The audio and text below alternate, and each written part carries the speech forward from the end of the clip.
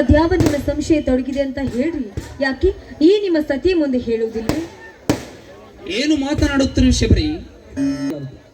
ಅದರಂತೆ ಆದರ್ಶ ದಂಪತಿಗಳಾದ ನಾವು ನಮ್ಮಿಬ್ಬರ ಭಾವನೆಗಳು ಒಂದಾದರೆ ಮಾತ್ರ ಸಂಸಾರ ಸಸಾರ. ನನ್ನ ಮನದಲ್ಲಿ ಉಂಟಾದ ಸಂಶಯ ನಿನ್ನ ಮುಂದೆ ಹೇಳದೆ ಮತ್ತಾರ ಮುಂದೆ ಹೇಳಲಿ ಶಬರಿ? ಹಾಗಾದ್ರೆ ಸಂಕೋಚ ಪಟ್ಕೊಳ್ಳದೆ ಅದೇನಂತ ಹೇಳಿ ಸ್ವಾಮಿ. ನೋಡು ಶಬರಿ, ಇಷ್ಟು ದಿನ ಮದುವೆಯಾದರೂ ನಮಗೆ ಮಕ್ಕಳಾಗಲಿಲ್ಲ. ಮುಂದೆಯೂ ಮಕ್ಕಳಾಗದಿದ್ದರೆ ಸಂಪತ್ ಮತ್ತು ಜಮದಗ್ನಿ ನಮ್ಮನ್ನು ಚೆನ್ನಾಗಿ ನೋಡಿಕೊಂಡು ಜೋಪಾನ ಮಾಡಬಹುದು. ಏನ್ರಿ ನೀವು 4 ಜನರಿಗೆ ಬುದ್ಧಿವಾದ ಹೇಳುವ ನೀವೇ ಈ ರೀತಿ ಸಂಶಯಕ್ಕೆ ಅಪ್ಸದ ಕೊಟ್ರೆ ಹೇಗೆ ರೀ? ಯಾವತ್ತು ಸಂಶಯಕ್ಕೆ ಅಪ್ಸಿದ್ದೇನೆಂದ ಮೇಲೆ ಅವರು ನಮಗೆ ಯಾವತ್ತು ಕೇಡು ಬಗೆಯಿಲಾರೆ ಎಂಬ ನಂಬಿಕೆ ನನಗಿದೆ ಸ್ವಾಮಿ, ನನಗಿದೆ. ಒಂದು ವೇಳೆ ಆ ನಿನ್ನ ನಂಬಿಕೆ ಹುಸಿಯಾಗಿ ಕೇಡು ಬಗೆದರೆ?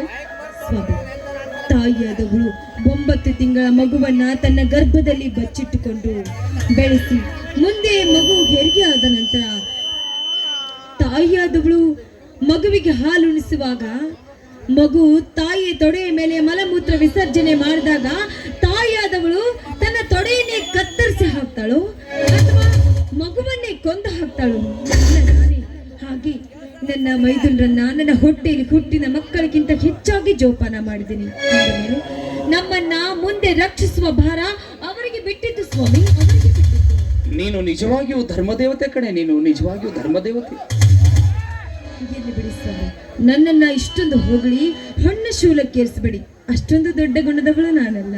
ನೋಡು ಶಬರಿ, ಈಗಿನ ಕಾಲದಲ್ಲಿ ಮಲತಾಯಿಯಾಗಿ ಬಂದು ಮಕ್ಕಳನ್ನೇ ಪಿಸಾಚಿಯಂತೆ ಕಾಣುವ ಕಲಿಕಾಲದಲ್ಲಿ ಮೈದುನರನ್ನ ಮಕ್ಕಳಂತೆ ಕಾಣುವ ನಿನ್ನ ಹಿರಿತನ ಅಮೋಘವಾದದ್ದು. ನೋಡು, ನೀನು ಮೈದುನರ ಮೇಲೆ ಎಷ್ಟೊಂದು ಪ್ರೀತಿ ಮಮತೆ ಮಮಕಾರದ ಇಟ್ಟಿದೆ ಎಂದು ಪರೀಕ್ಷಿಸಲು ನಾನು ಈ ರೀತಿ ಪ್ರಶ್ನೆ ಮಾಡಬೇಕಾಯಿತು. ಇರ್ಲಿ ಬಿಡಿ, ನಿಮ್ಮನ್ನ ಹೀಗೆ ಮಾತಾಡ್ಲಿಕ್ಕೆ ಬಿಟ್ರೆ ಚಿಕ್ಕ ಮಕ್ಕಳ ತರ ಮಾತಾಡ್ತಾನೆ ನಿಂತು ಬಿಡ್ತೀರಾ. ಬನ್ನಿ, ಹೊತ್ತಾಯ್ತು, ಊಟ ಮಾಡಿದ್ರಂತೆ. ಶಬರಿ, ಬಾಯಲ್ಲಿ ಏನ್ರಿ? ಊಟ ಮಾಡುವುದಕ್ಕಿಂತ ಮುಂಚೆ ಏನಾದರೂ ಸಿಹಿ ಚುಂಬನ ರಸದೂಟ ನನ್ನ ಚಿನ್ನ. ಏನ್ರಿ ನೀವು ಈ ಸಮಯದಲ್ಲಿ ಕೂಡ ನಿಮ್ಗೆ ಹುಡುಗಾಟವೇನ್ರಿ? ಹುಡುಗಾಟವಲ್ಲ ಶಬರಿ, ಇದು ಸತಿಪತಿಗಳಿಬ್ಬರ ಪ್ರೇಮ ಸಲ್ಲಾಪದ ಒಳನಾಟಿನ ಬಡಿದಾಟ ಕಣೆಯದು. ಹೋಗಿಯಪ್ಪ, ನಂಗೆ ನಾಚಿಕೆ ಆಗುತ್ತೆ. ನಾಚಿಕೆ ಪಡಲು ನಾವು ಹೊಸದಾಗಿ ಮದುವೆಯಾದ ಮದುಮಕ್ಕಳೇನು? ಹೊರಡಲಿ ನಿನ್ನ ಮಧುರ ಕಂಠದಿಂದ ಒಂದು ಸುಮಧುರವಾಗಿ ಆಯ್ತು ಪತಿಗೆ, ಪತಿಯಾಕೆಯಿಂದಾದ್ರೂ ಮೀರಿದುಂಟೆ. ನಿಮ್ಮಿಷ್ಟ ಸರ ಬೇಗದ ಸರ ಮಾಲೆಯಲ್ಲಿ ನಿಮಗೆ ಆ ತಾಯಿಯ ಪಂಚಾಮೃತ ಕೊಡುವುದನ್ನೇ ಮರ್ತು ಬಿಟ್ಟಿದ್ದೆ. ಒಂದ್ ನಿಮಿಷ ಇರಿ. ಪ್ರಸಾದ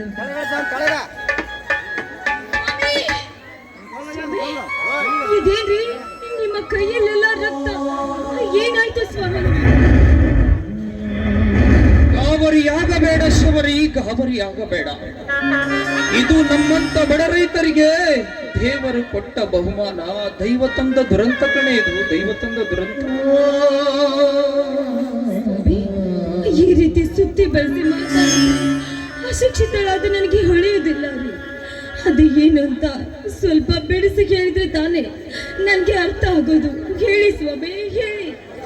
ಗಂಡನೇ ದೇವರೆಂದು ಪೂಜೆ ಮಾಡುತ್ತಿರುವ ಹೆಣ್ಣು ಬಾಲಿಯಾದ ನೀನು ನಿನ್ನ ಹತ್ತಿರ ನಿಜ ಸಂಗತಿಯನ್ನು ಹೇಳದೆ ಮತ್ತಾರ ಮುಂದೆ ಹೇಳಲು ಶಬರಿ?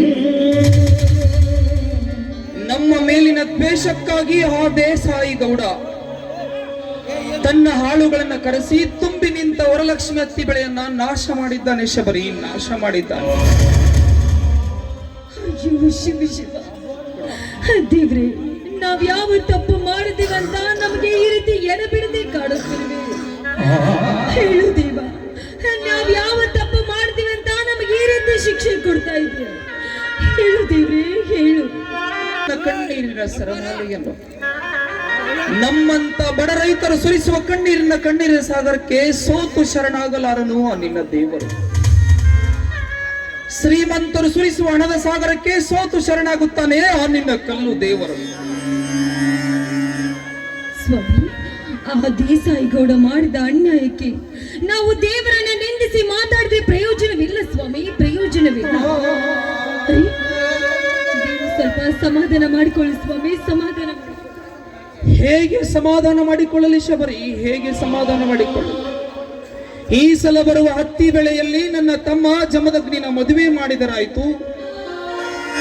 ಇನ್ನೋರ್ವ ತಮ್ಮನಾದ ಸಂಪತ್ತನ್ನು ಓದಿ ಒಂದು ದೊಡ್ಡ ನೌಕರಿಯನ್ನು ಕೊಡಿಸಬೇಕೆಂಬ ಅಪಾರ ನಂಬಿಕೆಯನ್ನಿಟ್ಟುಕೊಂಡ ನನ್ನ ಕನಸು ನುಚ್ಚು ನೂರಾಯಿತು ಶಬರಿ, ನುಚ್ಚು ನೂರಾಯಿತು.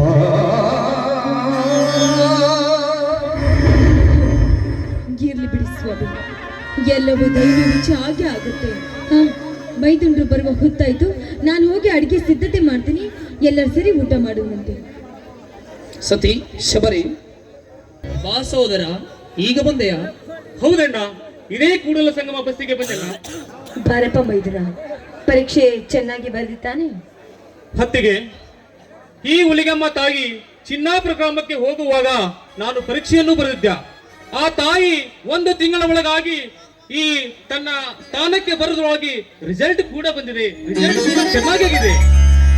ಏನಾಯಿತು ಸೋದರ ನಿನ್ನ ರಿಸಲ್ಟ್?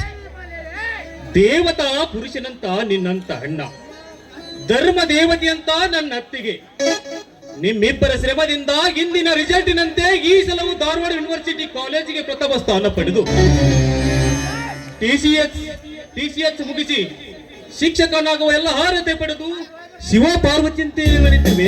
ಆಶೀರ್ವದಿಸ. ಎದ್ದೇಳು ಸಹೋದರ, ಬಡತನದಲ್ಲಿ ಹುಟ್ಟಿದ ಕುವರ ನೀನಾದರೂ ಕುಬೇರ್ನಾಗುವ ಕಾಲ ಬಂದಾಯಿತು. ಕುಬೇರನಾಗಬೇಕೆಂಬ ದುರಾಲೋಚನೆ ನನಗಿಲ್ಲಣ್ಣ.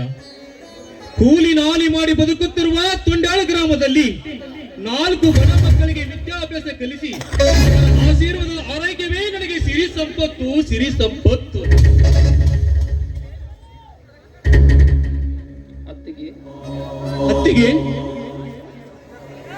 ಹತ್ತಿಗೆ ಆಶೀರ್ವಾದಿಸಿ.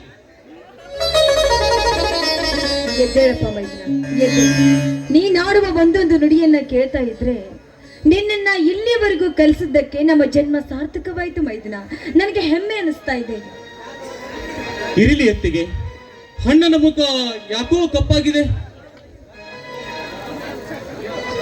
ಯಾಗ ಹುಷಾರಿಲ್ಲವೇ? ಹುಷಾರಿದ್ದೇನೆ ಸಹೋದರ, ಬಿಸಿಲಿನಲ್ಲಿ ಹೊಲದಿಂದ ಕೆಲಸ ಮಾಡಿ ಈಗ ಬಂದಿದ್ದೇನೆ. ಹೀಗಾಗಿ ನನ್ನ ಮುಖ ಸಪ್ಪಗಾಗಿದೆಪ್ಪ, ಸಪ್ಪಗಾಗಿದೆ. ಹೀಗೋ ಸೀಡಿಗಾಗಿ ಸಿಡಿದ ಶಿವನಾಗು, ದಿಲ್ಲಿ ಒಕ್ಕ ಪುಂಡ ಹುಲಿ, ಕುರುಬಚ್ಚಿದ ಕುಂಕುಮ, ಜಗಮೆಚ್ಚಿದ ಮಗ, ಸೋಲಿಲ್ಲದೆ ಸಿಂಧೂರ್ ಲಕ್ಷ್ಮಣ್, ಈ ನಾಟಕದ ನಾಯಕ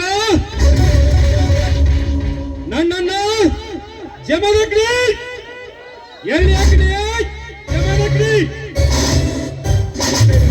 ನೋಡು ಸಂಪತ್, ನಿನ್ನಣ್ಣ